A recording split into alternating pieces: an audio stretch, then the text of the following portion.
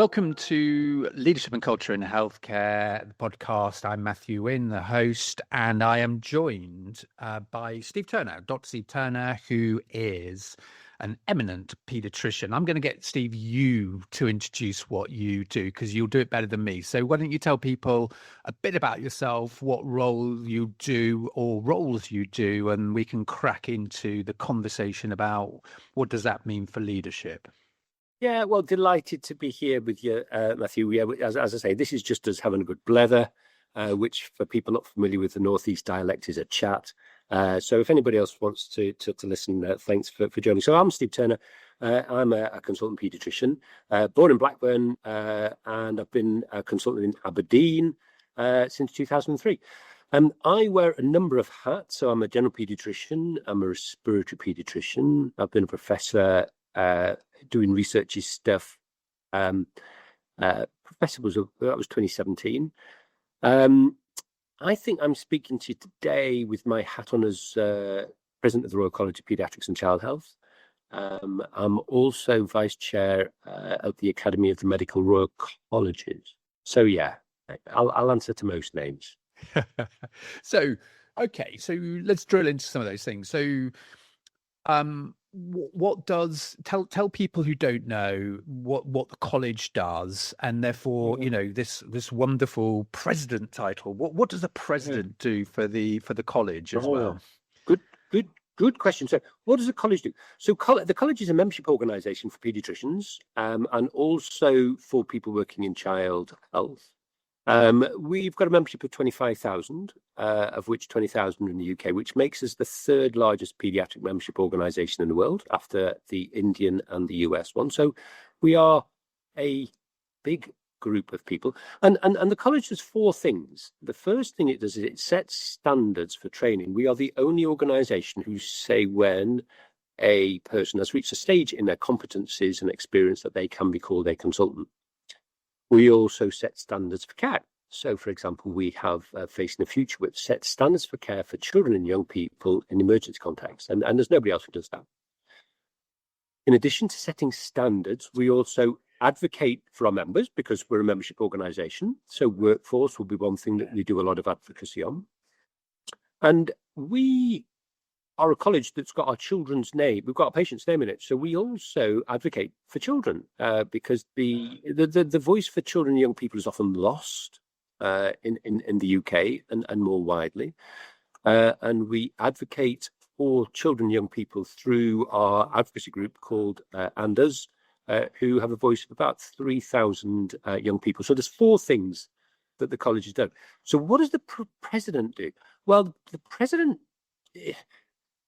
Good question. I see myself as not just a shop front, so I'm wheeled out to go and talk to meetings, to do podcasts, to write commentaries, but also my what I'm hoping is that I'm instead of being at the top of a triangle, I'm at the heart of a circle. I see my role as pulling the various channels of communication that I get together. In the old days where you used to have a telephonist who was sat and she would plug one phone number into the other. You've lost half the audience. I know. Wires and telephone. Yeah, we're aged. But I see myself as very much connecting people, and also been an advocate for members because we work with staff who aren't clinicians, so they don't fully understand the world of clinicians, and it's helping working with staff so that all parties are understanding what's happening, because people who aren't doctors don't understand what doctors do and why would they, and it's about that interface with staff in the college and with politicians to explain what life's like being a doctor, why we are doctors, and the challenges that we face. And just talking about the college for a second, and therefore that being at the heart of you just described, heart and a circle of all those things. Slightly unusual college in respect that it is multi-professional in ethos and approach, isn't it? Because you purposefully have child health in there, which is not just about doctors and medicine. It's about the whole gambit of support, isn't it? Yeah, no, and so we're coming up to our 30th anniversary, and back in the day, 1995, when the British Paediatric Association became the Royal College of Paediatric and Child Health, it could have become the Royal College of Paediatrics. But as you say, we recognise that we aren't just paediatricians. We need to have a voice for our members, and also we do have affiliate membership. So, for example, we've got something called the Purple Book, which is our child protection guideline, where a lot of nurses and other allied health professionals who are involved in child protection work, they're also our members, so they can get access to that. Yeah, really important. And so the president role is always a clinician, I assume, a paediatrician? Yeah. So it's a practicing clinician. So I'm first and foremost a clinician. So I do 2 clinics a week, which as I do less and less clinical work, I enjoy it more and more. So yeah, absolutely, got to be a clinician. And I think it would be difficult to do the role if you weren't experiencing life as a clinician. And so you've just talked about you're the voice often during your you are the voice. You as a president, people look to you. You are the face of the college for your tenure. What's that like then? Kind of, you are the lead clinician around paediatrics for a period of time, aren't you? In the visibility, and tell us what's that like, because it's in the spotlight all of a sudden, isn't it? It is, but I'm not the voice. So I'm really lucky to work with another 7 senior officers, and they also share the pleasure, the joy of being advocates for our members and for our patients. So it's not just me. So I sometimes wondered whether it might be quite a lonely place being a president, because you might be the voice. But I've yet to experience that. And speaking to my other president college, we because we're part of a bigger organisation, because we're not on our own, it's actually remarkably easy. It is a bit bizarre when my mum rang up and said, you were on Women's Health the other day. Crikey. So I think, my mum, for example, thinks I'm really important. And when there was an article where, I think, Steve Turner, the leading paediatrician, yeah, I might be one of the leading paediatricians. So yeah, so I think it's very nice that people think that I'm really important, that what I say really, really matters. But it's not. I speak on behalf of a group. It's not really me personally. I speak for the post of president, which is the voice of the college and its members, rather than me as Stephen William Turner. But I have a little bit of influence in what he says. Oh, well, yeah, exactly. And I was going to drill into that a bit, Steve. So you will be, because the nature of these things, you will be invited to number 10, you'll be invited to parliamentary committees. I don't know if you gave evidence to the COVID inquiry. I know you certainly submitted evidence. And those things are influential in their own right, because you are having conversations with those in power, those elected to run the country. So what's it like being a clinical leader in those roles? Because that's miles apart from being your respiratory clinic in Aberdeen. And the anxiety that I might, and I do read these, how on earth can I, as a single person, speak for 25,000 members? But then being as neutral as I come here, say, well, hold on a second, Steve. So you've done paediatrics for 30-something years. You've done general paediatrics. You've done specialty paediatrics. You've done the research stuff. You've done lots of teaching, you've done lots of advocacy. I was Scottish officer for 5 years, 2016-21, during which there was the pandemic for the college. I was then the college registrar, which is the number 2 post in the college, for 3 years, and I'm now in post. I've chaired the Scottish Academy of Medical Royal Colleges for a couple of years. So I've been as new as I can be. I think I've got a pretty broad perspective, and a pretty relevant perspective, so that when I'm saying something, hopefully it aligns with what the college is already saying. But if the college doesn't have a policy on that, I think I'm a credible opinion, and I'm happy to put that forward in a balanced and hopefully positive way. And I guess in that respect, there's quite a responsibility to get that balance right, because actually your words in influence are important, aren't they? They should be impactful. Absolutely. And one of the temptations is to point the finger and say, the government should, the NHS should be X, Y, and Z. But that's not particularly helpful, because that's just going to make people pull up drawbridges. And that's where the art of saying, this could be better, and this is one way that it might happen. And that's something that I've learned in post, because people come to me as present say the college should. So I've been on the receiving end of that as well. But I think, as you say, it's about putting a message forward that makes a point, but also makes a solution. We have to be, as clinicians, and this might come on later on, that as clinicians we can point out the problems, but we also need to be part of the solution. Yeah. And going back to the purpose of the college, you've clearly got that kind of double-edged role of this is the right thing for children and families, but it's also the right thing for the professions and overall child health. And that's always, those should be completely seamlessly linked. But of course, there are going to be fractures amongst that as well in terms of influence and outcomes. Yeah, absolutely. And it does get a little bit more complicated when you've got an issue which impacts one group of our members and not another. So it is, as you say, rather complicated at times. Trying to please everybody can be a challenge.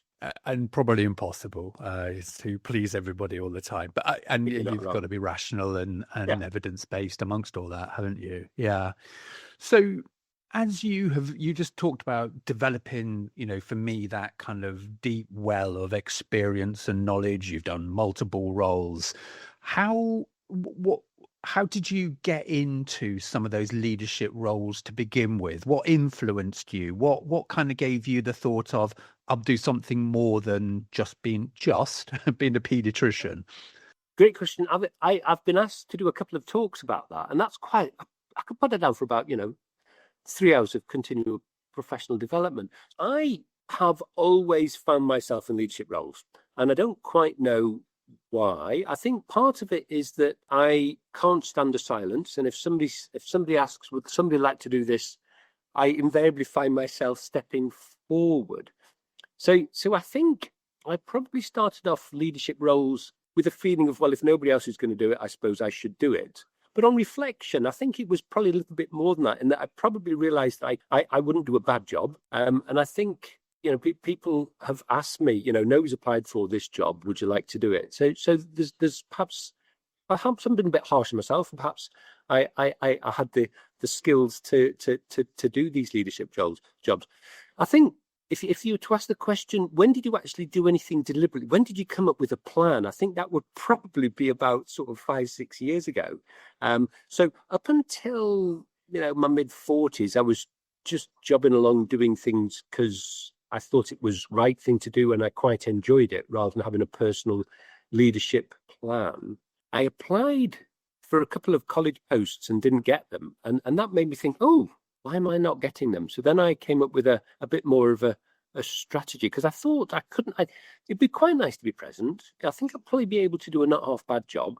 How am I going to get there? And I recognised that as a fairly obscure paediatrician in the far northeast of Scotland, my profile wouldn't be very high. So going for it straight off was never going to work. So I deliberately went for the college registrar job and got that. So that's a vote.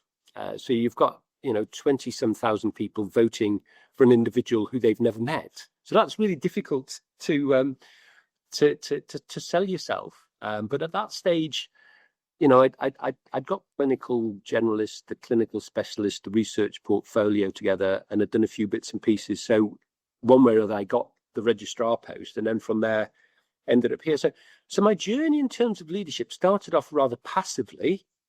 You might say accidental, because I can't bear nobody doing the job. But as I got a little bit more along the timeline, got a little bit more grey hairs, it became a little bit more strategic.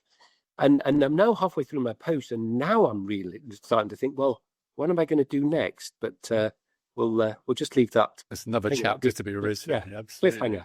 So who's influenced you in your in how you lead? Because even, I would always say, a consultant consultant grade, one of our most senior clinicians in the healthcare world. They are leaders by default because of what they do, often multi-professional, multi-agency, especially in children. So how have you been influenced in your leadership approach? I think a lot of my influence has been in clinical leadership. And I've seen, I worked in New Zealand for a year, in Hawke's Bay, East Coast, North Island, very nice area, very remote. There was a guy there, David Barry, who, is still alive, not practicing.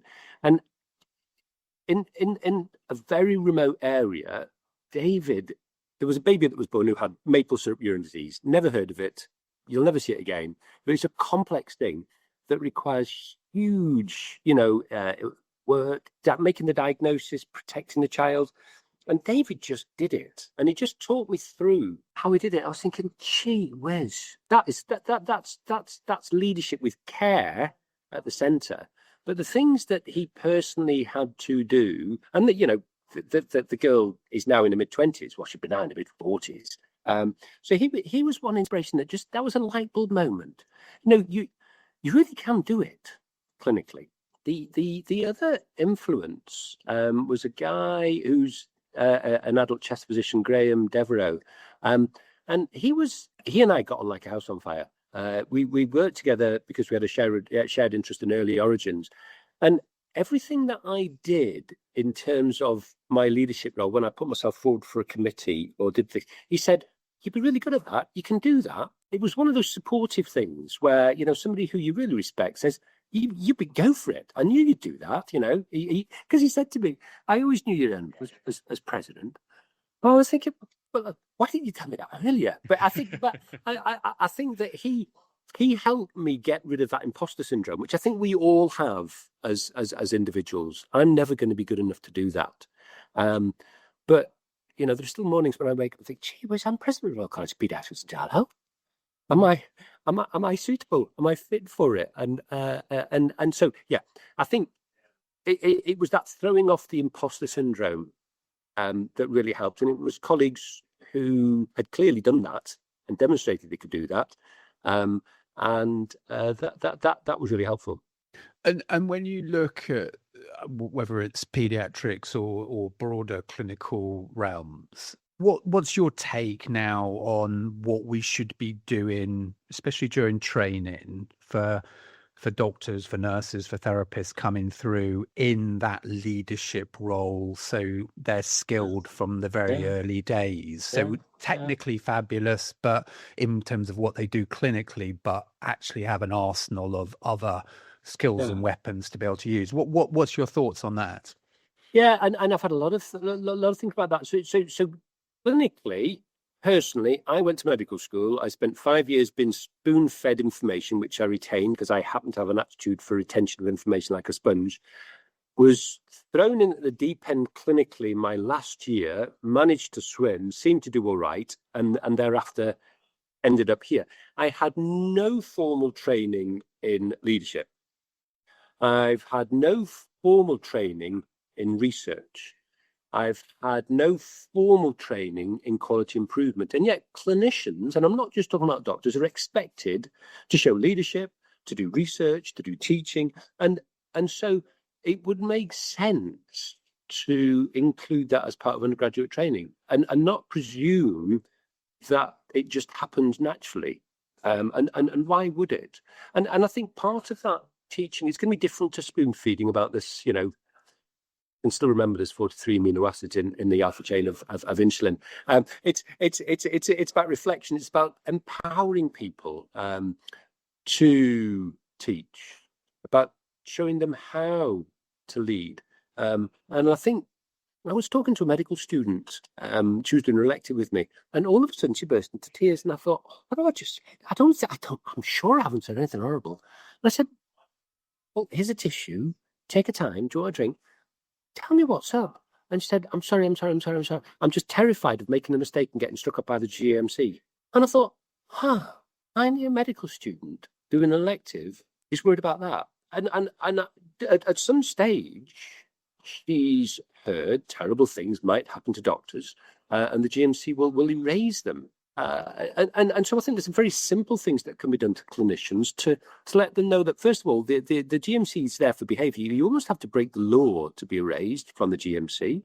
That healthcare is a risky business. There's no safe side. Whichever decision you make, there will be implications for either the patient or the wider clinical, the wider NHS. And to embrace risk. Doctors in particular are high achievers. They've rarely ever failed anything. And so when they make a mistake, they take it personally. But, medicine is rich in risk. And that is something that I think, in addition to the research training and the leadership training, the QI training, it would be really helpful. And I think resident doctors and medical students would appreciate, I think, that sort of reassurance that they're going into an environment where there is risk, and to focus on patient care, whilst also being mindful of patient safety in that order. And do you think it's an interesting theme, isn't it, about people being personally prepared for that risk taking, and because they need to be really confident in themselves and to be able to do those things. So it's about my own personal impact. The cultural aspect, though, is how that then dovetails in with the organizations they are operating in. And I think we can never, and just take your perspective on this, and never differentiate and disaggregate the fact that actually that person's worry about their PIN and the register is sometimes not necessarily about themselves. It's sometimes about the culture they are in that actually makes them worry about their back. What's your take on that? So I absolutely recognise that. I think if we take a step back, that 30 years ago, patient safety was an issue. It was a concern. It was something that doctors and nurses were aware of. But I don't think it was something that got in the way of patient care. And I see examples of patient safety getting in the way of patient care. I can't do that because it's not safe. I'm not safe to do this. And I think part of that culture comes from a shift. Again, 30 years ago, the people in charge of the hospital were the senior doctor and the senior nurse. And that strong clinical leadership up front was really important. Inevitably, there was a need for support from non-clinical staff. And I think that in many organizations, the reins of responsibility were handed over from the clinical leads to non-clinical leads, which I think contributes to the environment we find ourselves in now, where we have clinicians who are wanting to escalate clinical problems to non-clinical management. And that, I think, is inevitably going to cause challenge and friction. Because why would you escalate a clinical problem to somebody who doesn't have the clinical skills and the insight? And I know we're doing this verbally, so what I'm going to do over the screen isn't going to help. But at the moment, we have a tier. There's a perception amongst the clinical world that they sit under a tier of management to whom all things have to be run by, and invariably, decisions can't be made urgently, and decisions will be made by non-clinicians, which perhaps more risk averse. And I'm mindful I'm talking to a clinician and non-clinician, so I need to be. I've been mindful of that. But to me, instead of there being one tier on top of the other, the two should be sitting alongside and working in partnership. And the clinicians should be taking clinical responsibility, recognizing they're clinically trained, they're working to the top of their competencies. And they don't need permission to, for example, set up a new clinic. They don't need permission. I don't need permission to prescribe in clinic. I don't need permission to do tests in clinic because I'm a clinician. So I think part of the culture that is causing a lot of friction in all aspects of NHS staff, both clinical and non-clinical, is this belief in many organisations that we need management permission to do everything, and management is sort of like this big black faceless box of unknown. And I just see the way forward being that clinicians, doctors and nurses and allied health professionals, been empowered to make clinical decisions, both on an individual patient level, but also on a more systems approach, and work with management where they need that help. So, for example, if you need help with funding streams across primary and secondary care, where you need communication with the public, where you're having problems with data, where you're having problems with accessing certain medications. And I think that partnership, rather than that hierarchy, I think that would be the way forward and would take a lot of the friction out of the system. And those, I mean, it's an interesting conundrum, isn't it, what you've just described? Because ultimately, I'm sitting here, I'm the accountable officer for two NHS organisations. The box stops with me and my accountability to Parliament and to the public and the regulatory world. But then there are levels and levels and levels of accountability underneath that, of which the clinician has some, very tight accountability, don't they, in terms of code of conduct and what they do and their registration and working within those parameters. And it's a series of podcasts to unpack how you then manage that in a culturally healthy way that does exactly what you described, that clinicians and leaders and managers are empowered to work together and stop asking permission. I have to say, I could use a community nursing, say a children's community nurse. So we trust people to be out working autonomously at weekends, seeing children with high needs, ventilation needs, sorting out their tracheostomy care, etc. And they take massive clinical accountability to do that. Yet when it comes to simple decisions, someone else needs to make that decision. That just doesn't work, does it, on any rationale? And that's about culture and delegation and getting that right. Yeah, and I'm quite keen for downward delegation. If something's escalated up, I'd be inclined to say, sorry, this is your responsibility. You're trained for this. Empower that clinician. Because I suspect that the clinician's pretty sure what they want to do. It's just that somebody's told them that they need to run it past management. And, I think as clinicians, we're really good at holding risk. You've just described a scenario of having a child ventilated at home. I mean, for goodness sake, how many things could possibly go wrong, but what wonderful care for that child and their family. And ironically, some of those family members are just so highly skilled and never been trained clinically to do that stuff. And we forget that dynamic completely. They take all the risk, frankly, for that child. So you've talked about we need to support people earlier on in their training to have a better understanding, to be equipped, both leadership, research, quality, improvement methodology. What about as people develop? So, if we're not going to get people who you just talked about senior clinicians and managers working together, we need to equip all of those to be able to operate well, don't we, as well? As we get less young, clinicians then need an ability to work in the acute context change. And I think there's a huge potential for people who are in their sixth decade, such as myself, to be reorientated away from getting out of bed at 3 o'clock in the morning, and mentoring and supporting our young consultants. I think that there's a lot of potential. So the old adage is that when a consultant retires, it takes two people to employ them, because they hold all of that risk. They know all of those patients, and they're managing a portfolio of stuff that they don't really realize how complicated it is. And then a completely new consultant comes in. I think, well, I can't do all of that. And so I think some mentorship would be almost obligatory. As many of us are retiring and we don't have our 95 pension anymore, and we're looking at retiring at 67, there is going to be a cohort of experienced clinicians who are going to be working well into their seventh decade. And it's a great job. Why wouldn't you want to work in the seventh decade, as long as perhaps some of the more physically demanding out of hours work is done? So I think as a workforce, we started off talking about medical students, resident doctors. I think that the cohort of consultants and specialty doctors offer an awful lot towards the last decade of the year in terms of mentoring.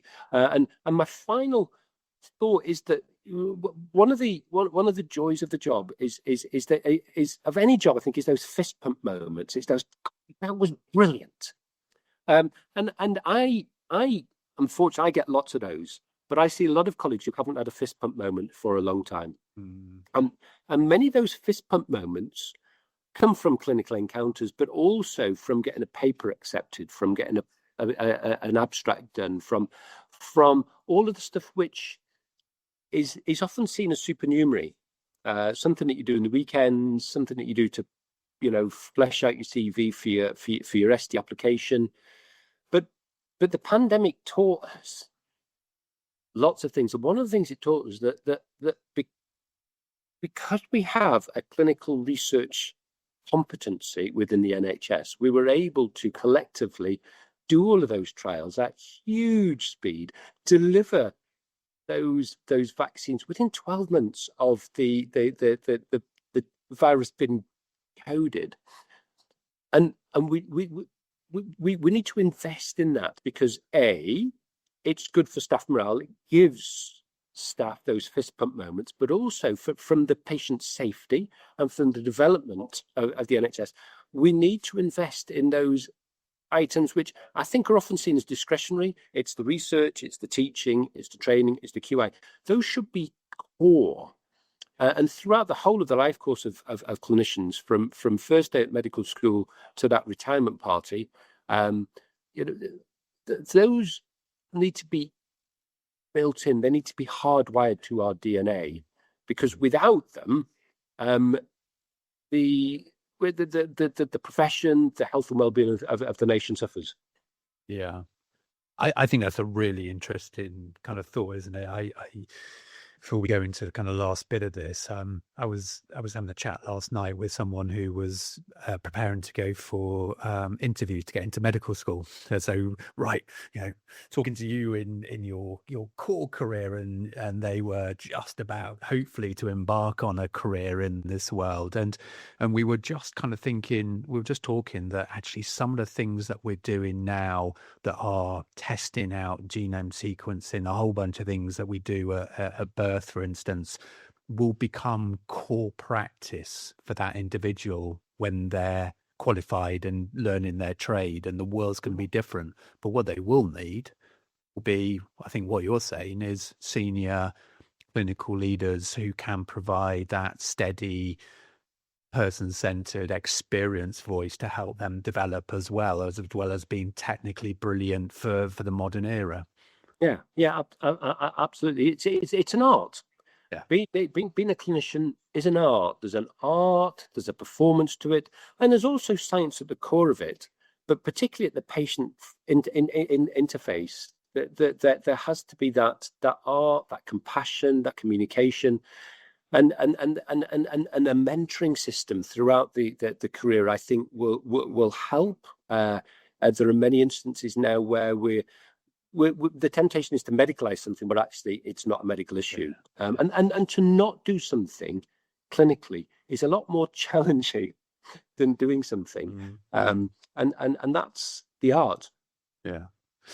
So last thoughts then, Steve. You mentioned, maybe what's next. You'll be president for another period yet, and will be great at that. We've got a 10-year plan from a government, so we're kind of in the foothills for that. I think one of my observations would be, rightly, there's a lot in there about comorbidity, frailty, etc. All of those super important. I think of my aged 95-year-old very frail dad. It's super important for those things, but it's kind of missing the wow factor for helping our babies that get born today to be functioning adults and to be great members of society going forward. So kind of in your experience, and I guess from the college president role, what are you hoping over the next stretch that we need to be more focused on when we look at the 10-year plan and provide a different type of leadership, especially for child health? I think the 10-year plan has lots to be pleased about. I think the 3 shifts are exactly where we need to be. The court report in 1976 essentially said it. Okay, they didn't have analog and digital in those days, but everything else was said. So I think we've learned a long time. Wires, though, didn't we? Absolutely, we did. Telephone wires, and we also had the wireless as well. For those of you under the age of 40, Google it.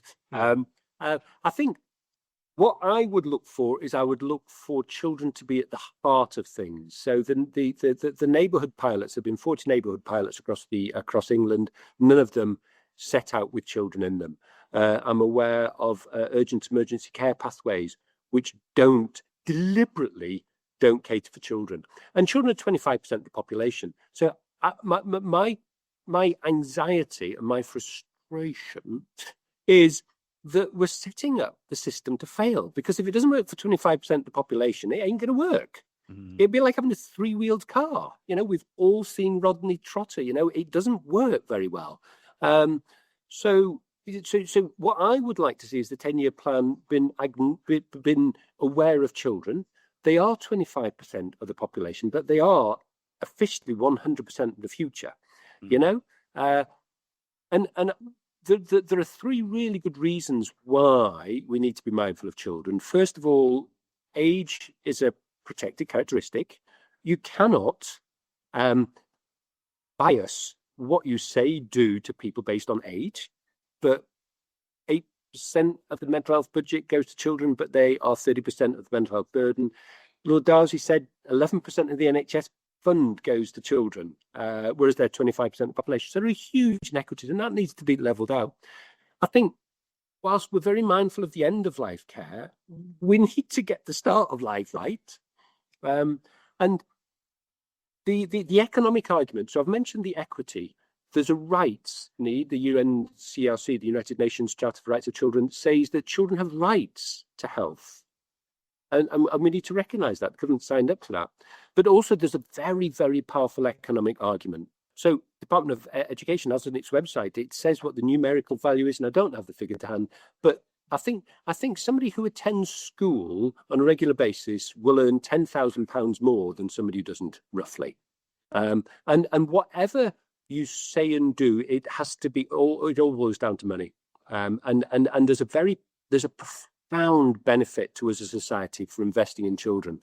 The Nobel Prize for Economics in 2000 was basically framed around the benefits of investing early in the life course. So for children, I would like to see children heart and centre of the reform, not added on as an afterthought. And as I say, there's a rights, there's an equity, and there's an economic argument that underpins that.